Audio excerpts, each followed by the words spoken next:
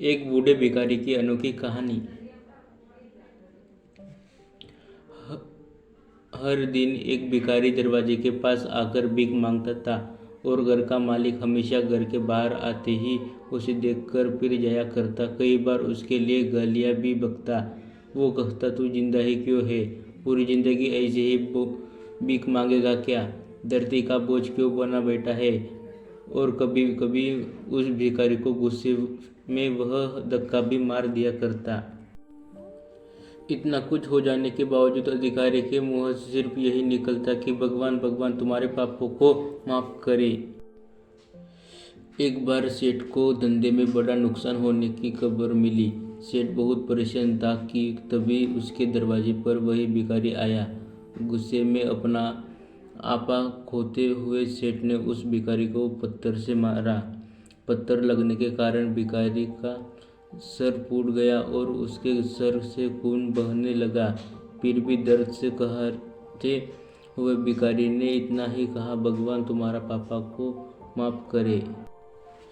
भिखारी वहां से चला गया। सेठ सोच में पड़ गए। भिखारी को पत्थर मारा, फिर भी उसने सिर्फ प्रार्थना की। सेठ का गुस्सा शांत हुआ, शेर का मन शांत हुआ। भिखारी का रहस्य जानने के लिए सेठ ने भिखारी का पीछा करना शुरू कर दिया। भिखारी जहाँ जहाँ जाता सेठ उसके पीछे जाता। सेठ ने देखा कि कोई उसको खाना देता, कोई उसको मारता, कोई अपमानित करता तो कोई गाली देता। लोग भिखारी के साथ चाहे जैसा व्यवहार करते, लेकिन भिखारी सबके लिए एक ही प्रार्थना करता है, भगवान तुम्हारे पाप माफ करे। अब रात होने को आई थी। भिखारी अपने घर जाने के लिए लौटा। वो अपने घर पहुंच गया, लेकिन सेठ अब भी उसका पीछा कर ही रहा था। एक पुरानी टूटी हुई खटिया पर एक बूढ़ी औरत लेटी हुई थी, काफी कमजोर और बीमार लग रही थी। वह भिखारी की पत्नी थी। अपने पति को वापस आता देख वह खाट से उठ खड़ी हुई। पत्नी ने अपने पति के भीख वाले कटोरे में देखा, उसमें सिर्फ आधी बासी रोटी थी। उसे देखकर वह बोले, आज बस इतना ही मिला, और हाँ, आपके सिर से खून निकल रहा है, ये चोट कैसे लगी? बूढ़ा भिखारी बोला, आज बस इतना ही मिला, किसी ने कुछ दिया ही नहीं, सब ने गालियाँ दी और एक नए पत्थर भी फेंकना, इसलिए मेरा सर फट गया। एक गहरी ठंडी सांस लेकर बूढ़ा भिखारी फिर से बोला, यह मेरी पापों का फल है। तुम्हें याद है कुछ साल पहले कितने अमीर थे? क्या कुछ नहीं था हमारे पास हर चीज़ ज़रूरत से ज़्यादा थी, लेकिन हमने कभी दान नहीं किया।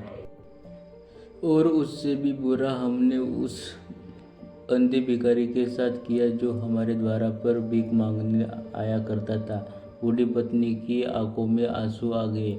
वह बोली, हाँ, हम उस बेचारे अंधे के साथ बहुत बुरा करते थे, उसका अपमान करते थे, उसे खाने के लिए रोटी की जगह कागज दिया करते थे, उसका मजाक उड़ाया करते थे और कभी कभी मारा भी करते थे।